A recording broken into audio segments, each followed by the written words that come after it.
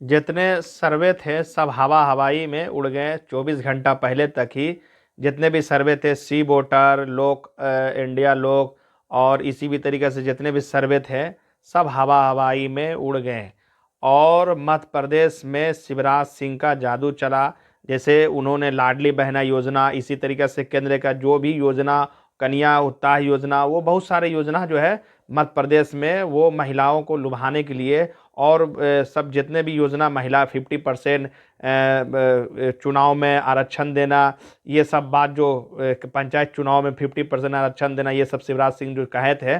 और ये फैक्टर मध्य प्रदेश में मध्य प्रदेश में ये प्रॉपर वहाँ फिट हो गया। और महिला ने वहाँ बढ़ चढ़ के 50% लगभग महिला ने वोट की और बीजेपी के पक्ष में वहाँ वोट की है, लगभग 50% से ज़्यादा। इसीलिए तो वहाँ 166 सीट भारतीय जनता पार्टी वहाँ जीती है। और हालांकि फेस वहाँ अभी क्लियर नहीं है कि मुख्यमंत्री वहाँ के कौन बनेंगे, क्योंकि वहाँ जो है मुख्यमंत्री के नाम पर पूरे चुनाव में सस्पेंड भारतीय जनता पार्टी ने चेहरा को आगे नहीं किया चुनाव के लिए।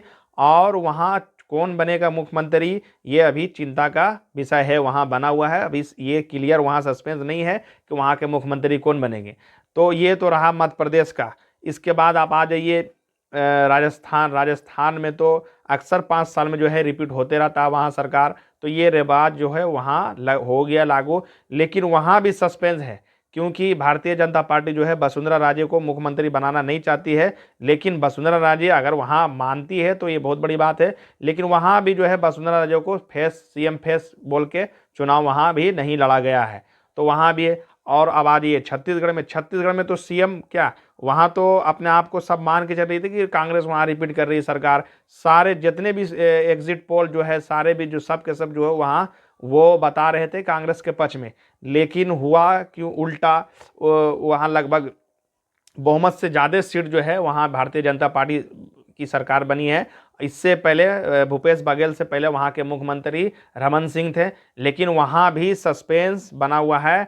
और अभी का ये खबर है कि प्रधानमंत्री नरेंद्र मोदी, जेपी नड्डा और देश के गृह मंत्री अमित शाह, ये सारे कार्यकर्ता से अभी बैठक करने वाले हैं बीजेपी मुख्यालय में। तो ये तो उसके बाद अब तेलंगाना आ जाइए। तेलंगाना में भारतीय जनता पार्टी सत्ता के लिए लड़ाई नहीं लड़ रही थी, वहाँ अपनी ज़मीन बनाने के लिए लड़ाई लड़ रही थी। तो इस एतबार से भारतीय जनता पार्टी वहाँ भी कामयाब, बहुत हद तक वहाँ जो है भारतीय जनता पार्टी कामयाब हुई है, क्योंकि वहाँ भी 8 सीट जो है भारतीय जनता पार्टी जीतने में कामयाब है। और 1 नंबर की पार्टी वहाँ कांग्रेस बनी है। और 2 नंबर की पार्टी बीआरएस, जो कि वहाँ के मुख्यमंत्री थे, वो वहाँ के जो प्रेसिडेंट में सत्ता में थे वो सत्ता से बाहर हो गए। कांग्रेस को वहाँ की जनता ने मौका दिया है। और भारतीय जनता पार्टी वहाँ अस्तित्व में अपना लड़ाई लड़ रही थी, अस्तित्व जमाने का। तो इस एतबार से तीसरे नंबर की पार्टी वहाँ बन गई। हालांकि इससे पहले तीसरे नंबर की पार्टी असदुद्दीन ओवैसी की एमआईएम थी, लेकिन इस बार जो है एमआईएम पीछे हो गई है। और भारतीय जनता पार्टी की वहाँ जो है 8 सीट, तीसरे नंबर की पार्टी बन गई है। तो इस एतबार से देखा जाए तो कांग्रेस को मात्र 4 राज्य में 1 राज्य का फायदा हुआ।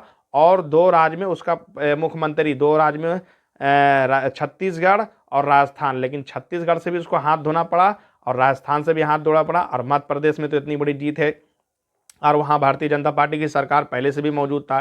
तो इस एतबार से सिंधिया फैक्टर वहाँ थे बहुत बड़े, वो भी काम किया वहाँ। और मध्य प्रदेश में 6 सांसद को उतारा गया था विधानसभा चुनाव लड़ने के लिए, केंद्रीय मंत्री वहाँ चुनाव लड़ रहे थे।